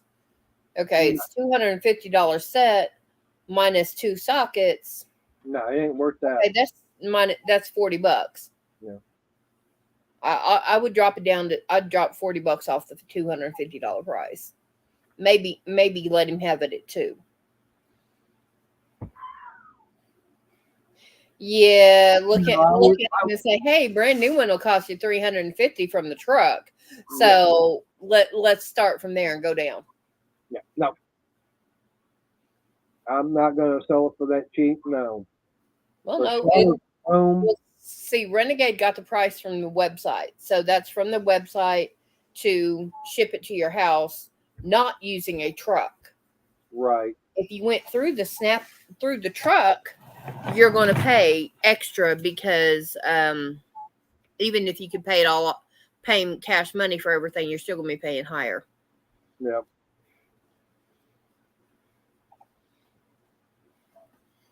So, yeah, no. 3/8, 6-point, shallow. Yeah, I'd still start at 200 and go down from there, but no more than 175, 280. 6-point chrome. Oh, crud.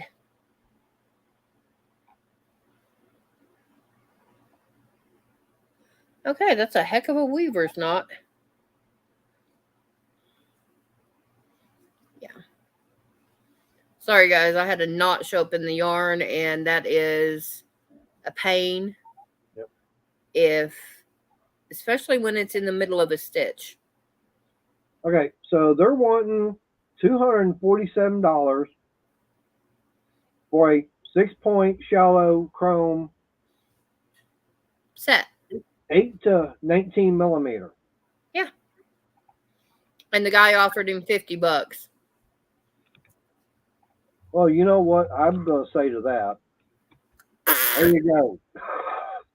Yeah, no, he wants to get the ones to complete the set to make it worth more. True.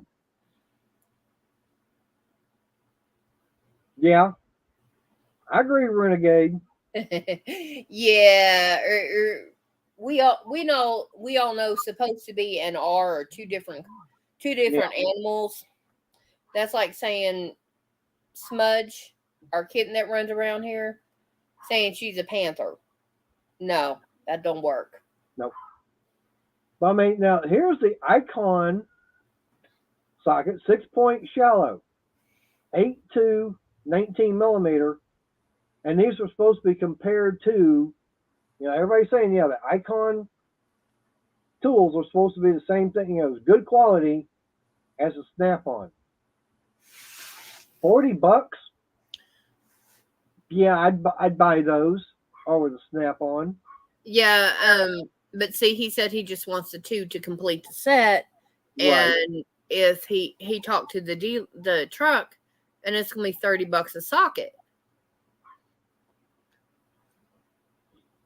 So yeah, no, it's not worth. I mean, if you're going to spend $60 a socket, you want to get at least with the two sockets missing. No. I would give him $125, $130, and then turn around and buy the two sockets from the website because that's the rest of the $200.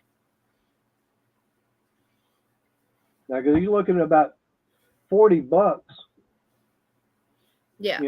Because Renegade's, saying the 8 millimeter. Where was it down here?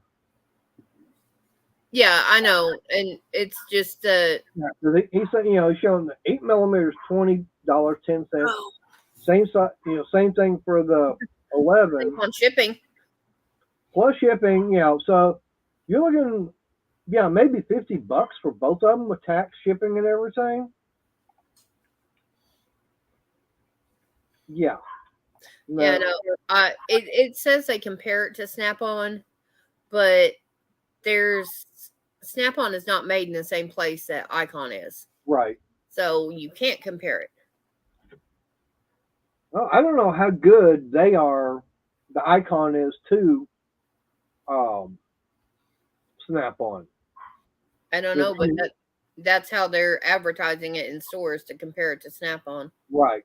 So I mean, is it? I mean, I know everybody says, "Well, I want to get the Icon." It came out after I left. Yeah. To me, I don't, I'm not in a professional garage, so I don't see a need for me going and getting the Icon. I'm happy with the performance I'm getting out of my Pittsburgh. Yeah, I haven't broken another one, so I'm good. Yeah. Now, I do have the Pittsburgh screwdriver set, and I will say that I'm not exactly happy with it, and that's why I want going and getting the Cobalt one.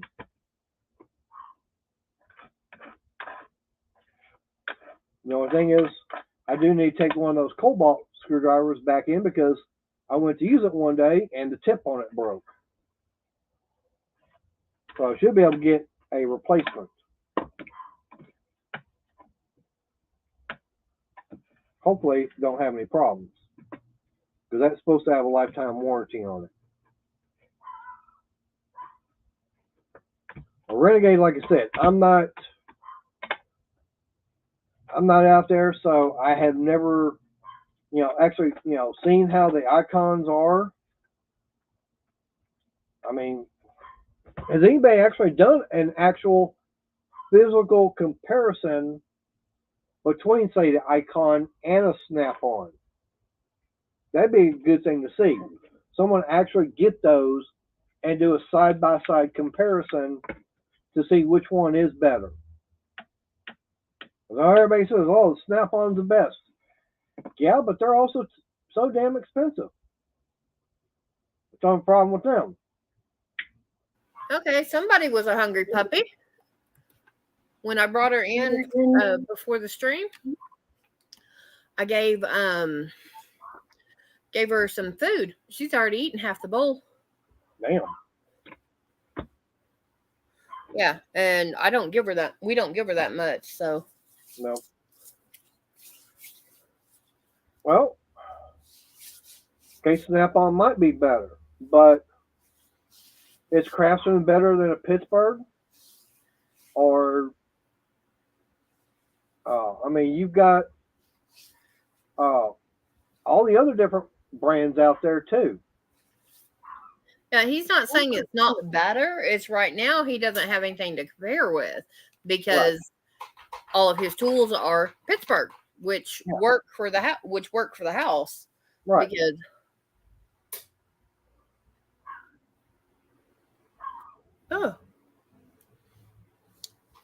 Okay. Well, I haven't seen those Renegade. I didn't even know anybody had done them, but I also don't keep up with tools. Right. So I mean, it's possible, but I have not seen that myself. I wouldn't doubt it because depending on the strength, you can actually push on a Pittsburgh socket and get it to bend. Yeah. I mean, any tool out there is going to have its weak point and everything. I mean, are you really going to try and say tighten up a 10 millimeter bolt with a 3/4 inch ratchet? That's a little bit overkill on that. Not if I don't have to. Yep. Say, yeah, I agree with what Raging says. No brand's guaranteed not to strip out bolts and nuts. It's a tech. Yep. Because I guarantee I can strip out a bolt faster than Mater can just because of how I do it. Right. And it's not because of what we're using. It's because of how we use it. True. It could also be the bolt, the fastener itself. The fastener itself could be. All right. See you, Wayne. Appreciate you being here. Yeah, and I got a couple more minutes before I'm going to shut it down anyways. But, yeah, I mean, that's the thing, is it the tool doing it or is it the fastener itself that it's got the weak point? Mm-hmm. Or is it the technician not knowing and having Okay, he said the tools were stripped because it'd been used for so much it wore down. Yeah. I mean, it's just like, now, are you going to be,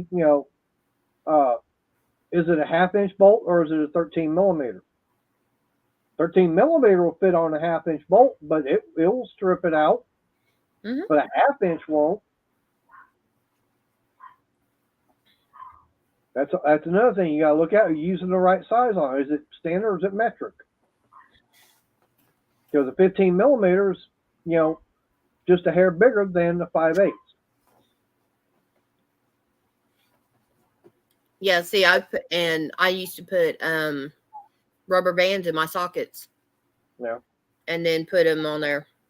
Because if I couldn't get the metric to fit, but I had if I couldn't get the standard to fit, but I had the metric, I always had ponytail holders. Yep. Because at that time, I kept my hair down past my shoulders. Yeah. But like I said, I'm not going to put a certain tool brand down. Mm-hmm. Because of that. I mean, you buy what you get, like what K-Tree said.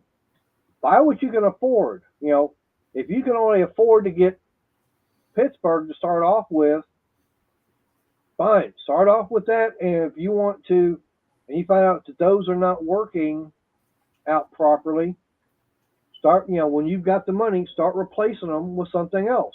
You can start working your way up.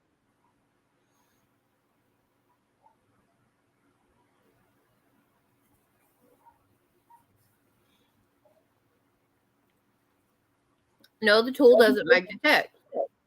I have worked with Snap-on. I've worked with the original Craftsman. I have Great Neck sitting out on the front porch, and I've worked with Pittsburgh. They served their purpose. They got done the job I needed done. Did it make a difference to me what name was on the handle? No. Because I had a Snap-on socket on a Craftsman ratchet, and it worked. Like my table saw. That table saw is by skill. Is it any better than, say, a DeWalt or a Delta or, say, a Grizzly? It might, they might be. Hey, Antonio, and you come in literally at 9 o'clock when we're fixing to shut down. I'm fixing it all shut down. The point is, this skilled table saw I've got, it's doing the job for what I need it to do. The way you use your tools is, going to depend on how long they last.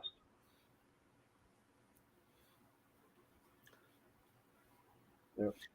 That's okay, Antonio. We understand. It's just fair warning, man. And Renegade, trust me, I understand that.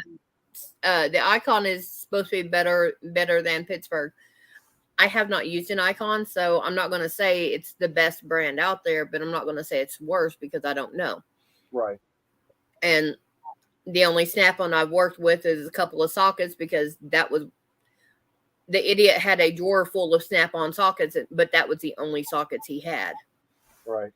Everything else was pawn shop. Yep. So.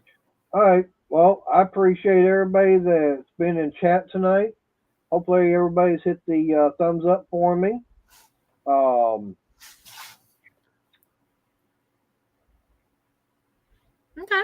All right. That's good to know, Antonio. But like I say, I appreciate, everybody being here.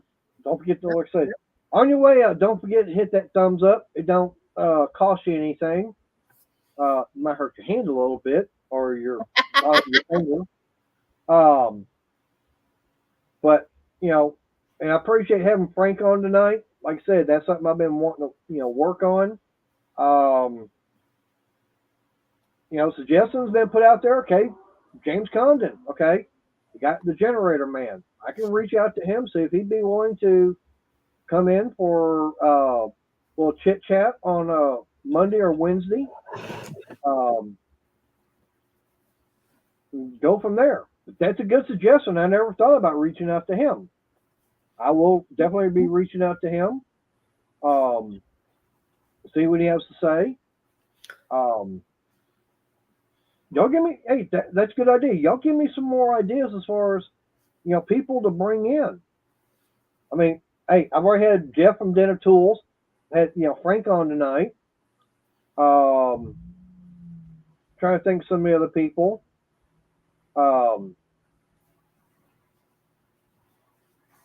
But yeah, I mean, that'd be something good I can do. All right, but anyways, I appreciate everybody's here and everything. And I will catch y'all Wednesday night. So everybody, y'all stay safe. God bless and have a good night. And we'll Renegade, no one